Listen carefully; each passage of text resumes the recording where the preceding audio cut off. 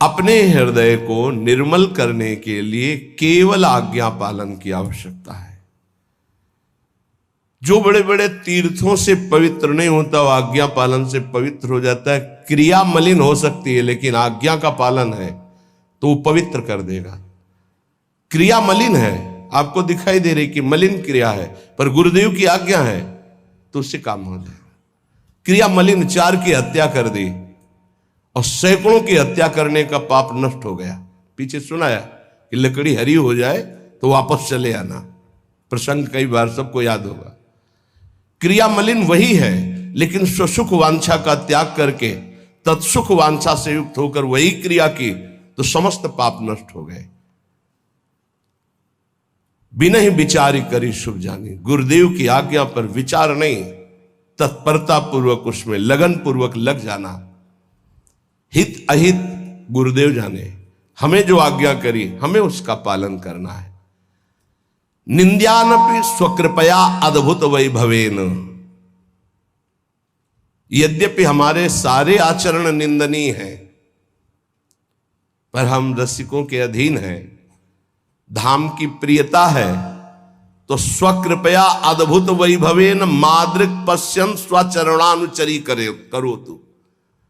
वो अपनी कृपा से स्वकृपया अद्भुत वैभवेन, वो अपनी कृपा से जो अद्भुत वैभव है, क्या स्वचरणानुचरी करो तू, अपने चरणों की दासी। निकुंज में स्वतंत्र रूप से किसी का प्रवेश नहीं होता, अपने गुरुदेव रूपी सहचरी की अनुचरी बन करके जाया जाता है। भाव देश में जब प्रवेश होता है तो अपने गुरुदेव को देखा जाता है सबसे पहले सहचरी वपू में, समीप में हित सजनी जीव और वहीं समीप में प्रिया प्रीतम। हमारी प्रत्येक चेष्टा गुरुदेव रूपी सहचरी के आदेश से होती है। गुरुदेव आचार्य स्वरूप से जो हित सजनी रूप में है वो उनके परिकर में है, वो इशारा मन की वृत्ति, मन की रुचि जानी, तब श्यामा श्याम की सेवा। डायरेक्ट सीधे नहीं तो श्याम श्यामा पद कमल संग सिर नायो, तेन बचन मानत गुरुद्रोही, निस्दिन करत आपनो भायो, तो इत व्यवहार न उत परमारथ, कुछ हाथ नहीं लगेगा। पर अहंकार सुनता नहीं है, वो दुर्गति करा के ही छोड़ता है।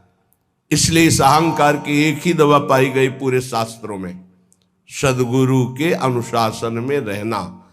यद्यपि निंद्यानपि, मैं निंदनीय आचरण वाला हूं, पर स्वाकृपया अद्भुत वैभवेन मादृक पशून स्वाचरणानुचरी करो, तो मुझ जैसे निंदनीय पशुवत आचरण करने वाले को भी स्वकृपया चरणानुचरी करो, तो स्वचरणानुचरी करो, वो अपने चरणों की दासी बना लेते हैं और उसी से हमें श्री जी की दासता प्राप्त होती है, जिसकी संभाव्योपि विरंचि नारद शिवो, स्वयं बड़े बड़े ईश्वर कोटि के महापुरुष भी संभावना ही नहीं है कि वो भावना ऐसी कर सके कि मैं राधा दासी के रूप में उनके चरणों में महावर लगा रही हूं, ऐसी नहीं।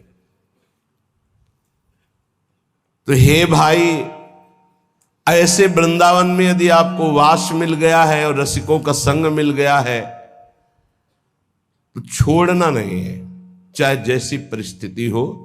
श्रीपाद कह रहे हैं, भ्रातस्तिष्ठ तले तले विटपिनाम ग्रामे सुभिक्षामट, स्वच्छंदम पिबयामुनम जलमलम चीरैः सुकंथाम कुरु, सम्मानं कलयाति घोर गरलम, नीचापमानं सुधाम, श्री राधा मुरलीधरो भज सखे वृंदावनम मा त्यज।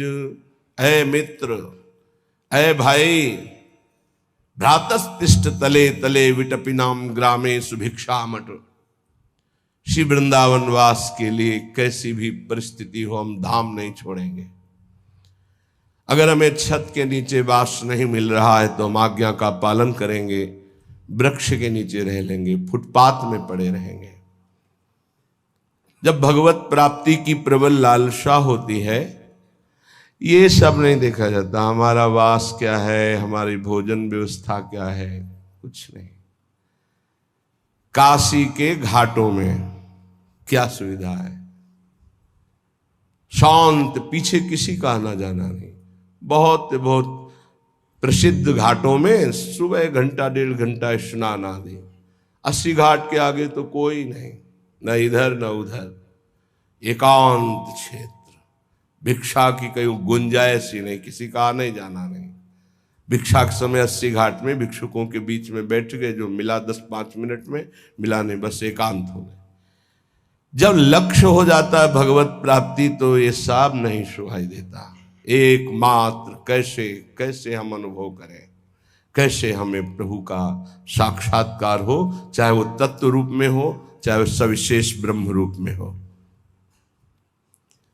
भ्राततिष्ठ तले तले विटपिनाम ग्रामेश भिक्षामठ। जैसे बने वैसे वृंदावन वास करें।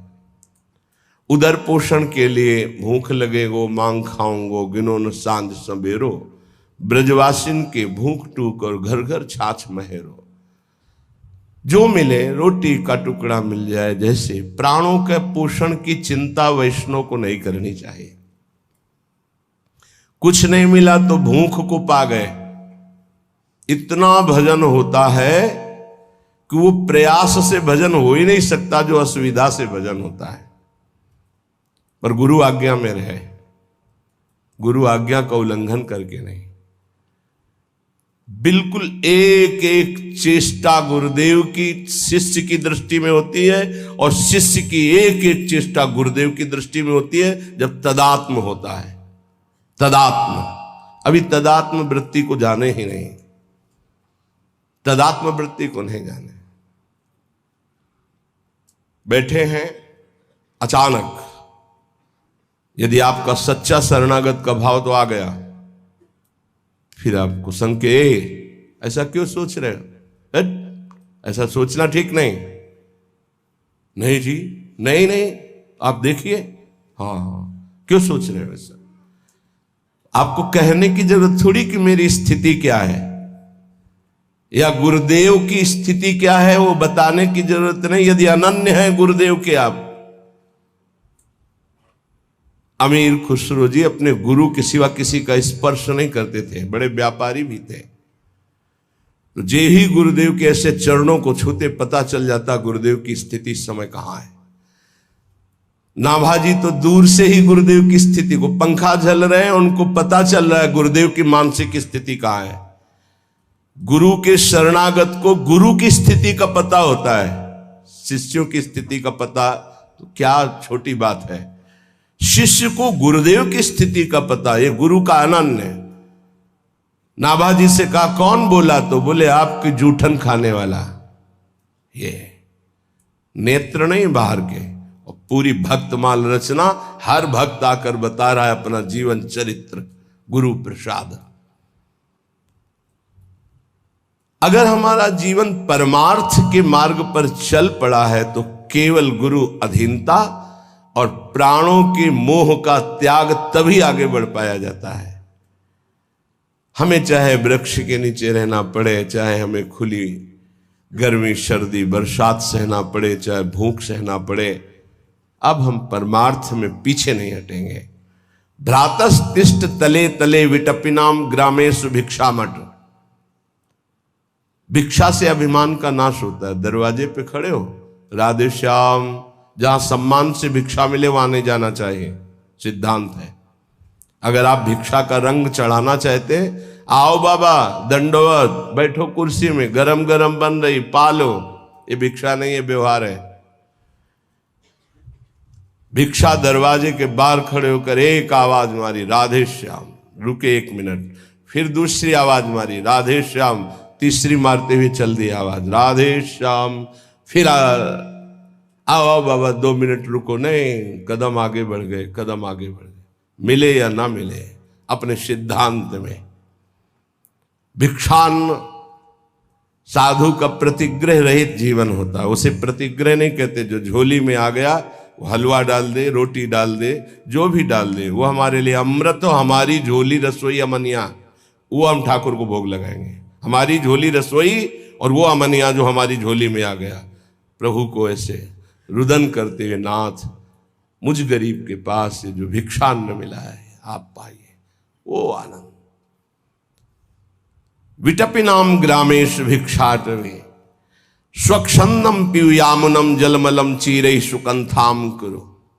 बड़ा कठिन वैराग्य का मार्ग है। काशी में दूसरा वस्त्र नहीं था, 2 लंगोटी जो एक कमर में बंधी और एक कमर के ऊपर बंधी, बदलने की।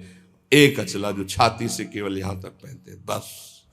ना कोई झोली, ना कोई ग्रंथ, ना कोई माला, ना कोई ऐसे गंगा जी की पावन रजली, त्रिपुंड लगाया, शांत एकमात्र मंत्राकार वृत्ति, बस। जीवन पागलों जैसा, जटाओं का बोझ। कभी देखा कोई हमारी तरफ आ रहा है, खंडेर थे, निकल गए। ब्रह्मबोध ऐसे थोड़ी होता है कि केवल वेदांत पढ़ ले तो ब्रह्मबोध होता, नहीं। स्थूल सूक्ष्म कारण तीनों पर विजय प्राप्त करे तब ब्रह्मबोध प्राप्त होता है। गंगा जल ही आहार। अब तो भगवान की श्री लीला है कि जिस समय श्रीपाद लिख रहे हो कि स्वच्छंदम पीयूयामुनम जलमलम, निर्मल अमल प्रेम प्रदान करने वाली श्री यमुना जी हैं, दुरंत मोह भंजनी। कैसा अद्भुत प्रेम, रसैक सीम राधिका पदाब्ज भक्ति साधिका। श्री स्वामिनी जी जो रस के समुद्र है, सीमा है, उनके चरणों का प्रेम। यही राधिका पते पदाब्ज भक्ति मुत्तमा मवाप्यसा ध्रुवम भवेत परत्र तत्प्रियानुगा। शरीर में रहते हुए श्यामा श्याम की उत्तमा प्रेम लक्षणा भक्ति यमुना जी प्रदान करती, और देह भाव छूटने पर सहचरी भाव प्रियानुगा, प्रियाजू की अनुगत सहचरी के रूप में यमुना जी उसे स्वरूप प्रदान करने की सामर्थ्य रखती है। यमुना जल का अवगाहन परम पावन है, आज भी परम पावन है। आप बाहरी बातों को मत देखिए। श्रीपाद कह रहे चीरई सुकंथाम करो। कंथा कहते हैं ऐसे नहीं कि जाके कटवा के कई प्रकार के रंगों को बनाने से कंथा कहते हैं, उसे नहीं कहते। कैसे कहते हैं? हरिराम व्यास जी ने लिखा, घूरे में से बीन चिनगटा जो चिरई सुकंथाम करो। जिन्होंने फेंक दिया है ऐसे कपड़े, अपने बहुत से ऐसे पड़े रहते, उनको उठा करके गांठ लगाकर अपने शरीर को ढक लिया। भिक्षान्न से, भोजन से प्राणों का पोषण हो रहा, जो मिला एकांत सेवन करते हुए श्यामा श्याम के अनुराग में डूबा हुआ। सम्मानम कलयाति घोर गरलम नीचापमानम सुधाम। सम्मान को घोर विष के समान समझते हुए देखा है गुरुजनों, दंडवत कर रहे हैं, बाबा दंडोत, श्री हरिवंश, राधे श्याम, मुड़ के नहीं देखा, बोला नहीं, छड़ी कमंडल सीधे अपनी तान में। कभी ये नहीं देखा कोई पीछे चल रहा है, कोई आगे आकर बात कर ले, कोई नहीं। क्यों? व्यवहार शून्य जीवन। सम्मान भगवत मार्ग में मिलता है, लेकिन उसे स्वीकार न करें, उसे भगवान का, गुरुदेव का प्रताप। ये गुरुदेव को प्रणाम कर रहे हैं क्योंकि वेश गुरुदेव प्रदत्त है। इसमें जो भी प्रभाव है वो गुरुदेव का है, प्रभु का है।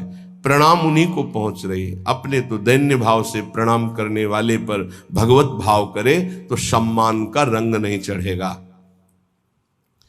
सम्मानम कलयाति घोर गरलम, घोर विष समझे सम्मान को। और बहुत बड़ी दुर्दशा होती सम्मान को भोगने वाले की। दुर्दशा का तात्पर्य होता है परमार्थ ना रहकर पाखंड रह जाता है, जहां सम्मान प्रियता रहती है। ये बहुत अच्छे से समझ लीजिए। साधु की दो ही रहनी है, या तो संपूर्ण बाल रखे या संपूर्ण मुंडन करा ले।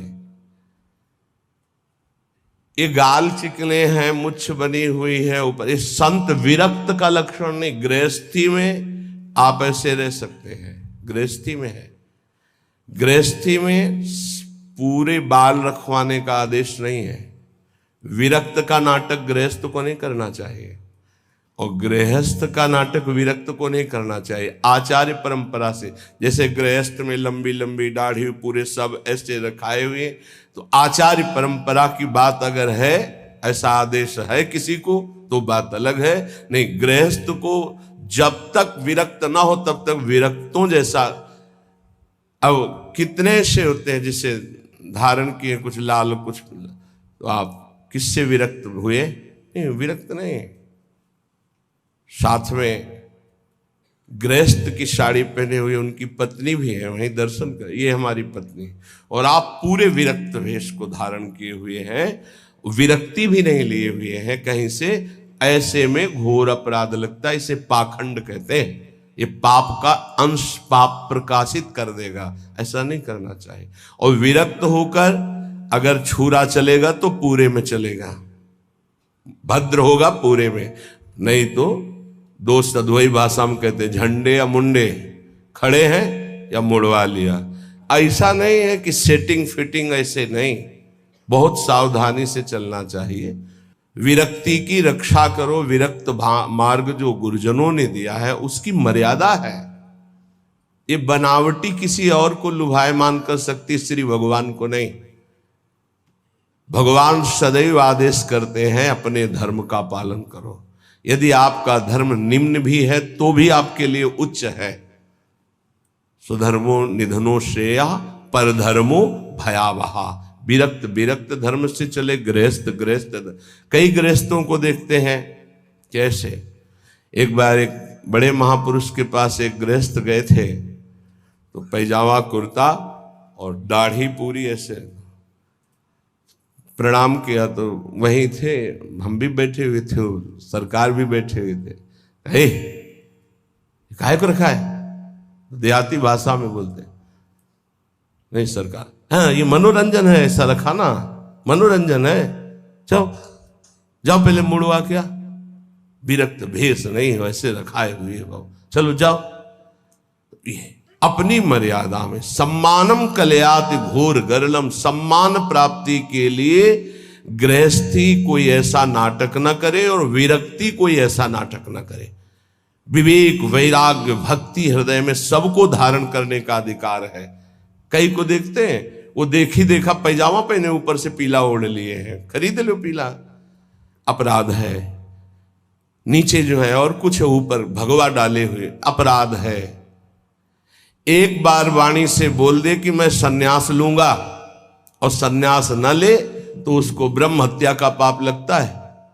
पीछे वर्णन किए थे महाभारत में, जब पीछे प्रसंग में आया। ये खिलवाड़ थोड़ी है। कोई ऐसा नाटक मत करो। गुरुजनों के कभी प्रसादी वस्त्र मिल जाए तो अलमारी में ऐसे रख के पूजा करो, सिरहाने रखो, पहनो ओढ़ो मत कि आप पीला खरीद लिए प्रसादी करवा के अब हम भजन में ओढ़ेंगे। नहीं, ऐसा नहीं। ये आचार्य परंपरा से प्रदत्त जो वस्त्र हैं विरक्त के अलग हैं, गृहस्थ के अलग हैं। आप अपनी अपनी मर्यादा से चले। सम्मान के लिए कोई नाटक ना करें। ये सम्मान घोर विष है, परमार्थ के पथिकों को पाखंड में स्थित कर देता है, जहां सम्मान प्रियता बढ़ जाती है। नीचापमानम सुधा, नीच पुरुषों द्वारा किया हुआ अपमान अमृत के समान समझो, क्योंकि तुम्हारे देहाभिमान को गलित कर देगा। हम देखते हैं प्रायः साधक अपमान से बचना चाहता है, अपमान से। और भर्तरी जी से जब भगवान शंकर ने कहा वरदान मांगो तो कहा कभी सम्मान से मुझे भिक्षा भी ना मिले, अर्थात कभी सम्मान न मिले। क्यों? सम्मानम कलयाति घोर गरलम और नीचापमानम सुधा। और की तो और बात जाने दो, गुरुजनों के शासन को नहीं स्वीकार किया जाता। इतना अहंकार बढ़ा हुआ है कि अपमान का डर है कि कहीं डांट न दे, कहीं अपमान न कर दे। किसका अपमान? गुरु के द्वारा डांट लगने से अपमान होता है? नहीं, गुरु के द्वारा डांट लगने से पापों का क्षय होता है। अगर एक बार हृदय से गुरुदेव आपको डांट दिए तो आपके जीवन का परिवर्तन होना चाहिए। श्री राधा मुरलीधरो भज सखे वृंदावन मातज। रस स्वरूप श्री श्यामा श्याम का भजन करो, वृंदावन को कभी मत छोड़ो। वृंदावन का आश्रय, वृंदावन का वास बड़ी कृपा से प्राप्त होता है। हमारा आखिरी जन्म है, क्योंकि हमें धाम मिल गया, हमें नाम मिल गया, हमें सत्संग मिल गया। विश्वैश्वर्य महाचमत्कृतिरियं किं भाति सर्वेशितुर ब्रह्मानंद सुदाम्बुधेरवनवधे किं वाद्भुतोऽयं रसं किं वा दिव्य सुकल्प पादपवनस श्रेणी सुबीजं परम कृष्णो प्रेम नुताद्भुता परिणतिर वृंदाटवी किम्वीम। ये वृंदाटवी बड़ी चमत्कार प्रकट करने वाली मां है, इसीलिए वृंदाटवी कहा। ये मां है। अगर आपने वृंदावन का आश्रय ले लिया, रसिकों का संग मिल गया, तो ये मां की तरह दुलार करती, सच्ची मानिए। ये कोई जड़ देश नहीं है, चिदानंद है। जैसे भगवान का नाम चिदानंद में है, रूप चिदानंद में है, लीला चिदानंद में, ऐसे धाम चिदानंद में। माना हमसे निरंतर भजन नहीं होता, पर धाम वास कर रहे तो निरंतर चिदानंद में धाम का सानिध्य है। जैसे नाम का सानिध्य, ऐसे धाम का सानिध्य है। पर धाम के सानिध्य का हम निरंतर सुख ले सके, इसलिए निरंतर चिंतन चाहिए। तन और मन से, ये तन से भी और मन से भी। तो मन से नाम जप करेंगे, लीला चिंतन करेंगे, तो बहुत जल्दी धाम हमारे हृदय में प्रिया प्रीतम को प्रकाशित कर देगा। बोले विश्वैश्वर्य महाचमत्कृत रियम किम भाति सर्वेशितु। महान चमत्कार प्रकट कर देता है, विशेष साधन ना होने पर भी। धाम निष्ठा, धाम की ऐसी अद्भुत महिमा है। ये किसी की कारीगरी नहीं है। वृंदावन जैसे ब्रह्मा ने अपने संकल्प से ब्रह्मलोक, तपलोक, महरलोक, जनलोक, ऐसे वृंदावन की भी रचना कर दी, ऐसा नहीं। यहां ब्रह्मा की भी गति नहीं है, उनकी रचना की क्या बात है। बोले हमें वही तो सब दिखाई दे रहा, क्योंकि ब्रह्मा के रचित नेत्र हैं आपके पास। अभी हरिवंश नेत्र थोड़ी आ गए। निकस कुंज ठाढ़े भये भुजा परस्पर हंस श्री राधा वल्लभ मुख कमल निरखि नयन हरिवंश। हरिवंश नेत्रों से देखा जाता है दिव्य वृंदावन। तो वो प्रदान करेंगे। भगवत रसिक जी का चश्मा नित्य बिहार को दियो बिहारी नुमोए। आप रहने से रहिए तो आपको चश्मा मिल जाएगा, आपको नेत्र मिल जाएंगे, तो आप देखेंगे ब्रह्मा का रचा हुआ नहीं, ये किसी की कारीगरी नहीं, ये महाचमत्कारिक दिव्य है वृंदावन। असीम ब्रह्मानंद के लिए जितना प्रयास किया जाता है, फिर कहीं वो ब्रह्मानंद अनुभूति होती वेदांत के द्वारा।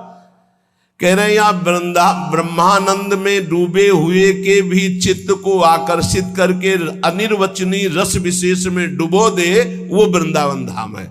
क्योंकि जो गा रहे हैं ना, ये ब्रह्मानंद प्रदान करने वाले महापुरुष श्रीपाद प्रबोधानंद जी हैं। उनके हृदय को भी और ऐसे लाखों हृदय को भी आकर्षित करके रस में डुबो दिया। यहाँ की दिव्य रज, यहाँ के दिव्य वन, यहाँ के दिव्य कुंड, ये सब श्री श्यामा श्याम के प्रेम रस को प्रदान करने वाले हैं। कितना अद्भुत सुख है जब हम ये चिंतन करते हैं कि हम श्रीधाम वृंदावन वासी हैं। बस आवश्यकता है अपने चिंतन को पलटने की। हम हर समय देह भाव में भोगों का चिंतन, नाना प्रकार के मान अपमान का चिंतन करते रहते हैं। इसीलिए धाम, नाम, रूप, लीला, इसका स्वाद नहीं ले पा रहे हैं। मन पछितई हो भजन बिन कीने। भजन शब्द से सीधे हमारा मन जाता है कि शायद माला के लिए कह रहे हैं। कहा जाए भजन करो तो आपका सीधे अर्थ भाव आएगा कि माला, लेकिन सही पूछो तो भजन का अर्थ माला नहीं है। भजन का अर्थ है आराध्य देव की परिचर्या में रहना, सेवा में। वो चाहे सुमिरन करते हुए शरीर से सेवा या मानसिक सेवा, अपने आचार्य की सेवा, अपने गुरुदेव की सेवा, अपने इष्ट की सेवा, इष्ट भाव से समाज की सेवा, वास्तविक भजन इसे कहते हैं। और जो अंदर अंदर नाम जब चलता है उसे सुमिरन कहते हैं। हनुमान जी महाराज जी ने 2 बात कही, कहा हनुमंत विपत्ति प्रभु सोई, जब तो सुमिरन और भजन न होई। जब आपका सुमिरन नहीं हो रहा और भजन नहीं हो रहा, अगर नाम सुमिरन करना भजन से जोड़ा जाता तो 2 बार क्यों कहा सुमिरन और भजन। सुमिरन का मतलब है अंदर से भगवत चिंतन करना, और भजन का मतलब है अंतर और बाह्य दोनों से आराध्य देव की सेवा करना। संत सेवा, गुरुदेव सेवा, इष्ट सेवा, समाज सेवा, इसे भजन कहते हैं, ध्यान रखना। कई बार एकांतिक में यही कहा, अपने कर्तव्य का पालन करना ही भजन है। भज धातु सेवायाम, भज का तात्पर्य ही है सेवा। अगर गुरु सेवा, आचार्य सेवा, इष्ट सेवा, समाज सेवा नहीं है तो केवल माला चलाना भजन नहीं कहा जा सकता। भजन का एक अंग है सुमिरन। इसलिए कह रहे कि भजन को समझ लीजिए, नहीं तो आपका कि घर बार छोड़कर एकांत में बैठकर माला चलाना ही भजन है, ऐसा नहीं। आप पति हैं, आप पत्नी हैं, आप किसी के पुत्र हैं, आप किसी के पिता हैं, आप समाज के एक बहुत बड़े सेवा का अधिकार प्राप्त करने वाले हैं, समाज के एक अंग हैं आप। एक अंग खराब हो जाए तो पूरे शरीर को पीड़ा होती है। ऐसे ही आप, अगर आप सुधर गए, आप अपने अपने धर्म का पालन कर रहे हैं, अपने कर्तव्य का पालन कर रहे हैं और वो कर्तव्य कर्म प्रभु को समर्पित कर रहे हैं, तो सच्चा मानिए भजन हो रहा है। थोड़ी देर माला चला लिए फिर स्वसुख वांछा में घूमे, मनमानी आचरण किए, इसे भजन नहीं कहते। सबसे ज्यादा अगर हमें कोई पागल बना रहा है तो धन की इच्छा पागल बना रही है। इसलिए अगले शब्द कह रहे, धन दौलत कछु काम न आवे, कमल नयन गुण चित बिनु दीने, मन पछितई है भजन बिनु कीने। सबके दिमाग में 1 रुपया ही छाया हुआ है। बड़ा विचित्र खेल है। खर्चा करने में छाती पीड़ा पैदा करते, संग्रह करने में सुख, संग्रह करते करते मर गए। गांव में धन एकत्रित करके दीवाल में गाड़ दिए, मोटी मोटी मिट्टी की दीवालें होती थी, और मर गए। जब दीवाल खुदी तब पूरा जीवन कंजूसी करके समेट करे, या बैंक बैलेंस में जमा करते करते गणना में सुख का अनुभव है, इतना इतना और जमा, इतना और जमा, मर गए। किसके काम आएगा? क्यों नाम रूपी धन एकत्रित ना कर पाए? क्यों धन के द्वारा गौ सेवा, साधु सेवा, समाज सेवा, नाना प्रकार की भागवतिक सेवा, ये क्यों नहीं लाभ ले पाए? ये धन का बहुत बड़ा प्रभाव है, माया का बहुत बड़ा अंग है, जो हर एक के दिमाग में अपना असर किए हुए है।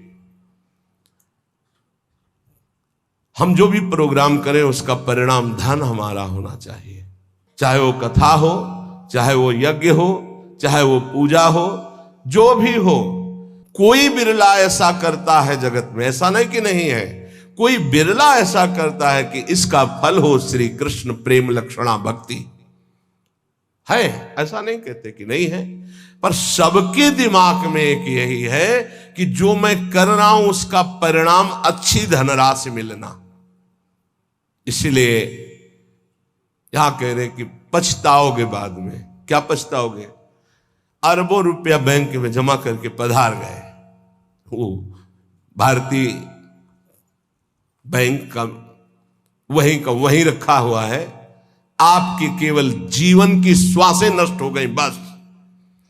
आसक्ति उसकी आपकी दुर्गति कराएगी, जीवन का समय आपको उसके संग्रह में गया, कुछ हाथ नहीं लगा।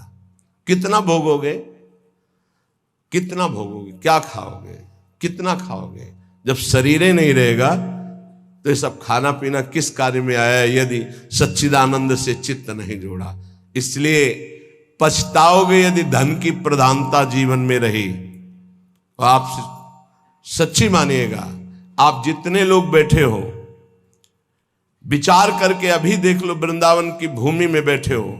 हम नहीं कहते कि सबके दिमाग में होगा, लेकिन आप देख लो, प्रधानता हर क्रिया के परिणाम में धन प्राप्ति की लालसा, हर क्रिया। साधु संग कर रहे हैं तो ऐसी कुछ आशीष हो जाए कि धन प्राप्ति हो जाए। हम ठाकुर सेवा, ठाकुर दर्शन, उपासना, सबका परिणाम एक धन की तरफ रहता है, सबका परिणाम।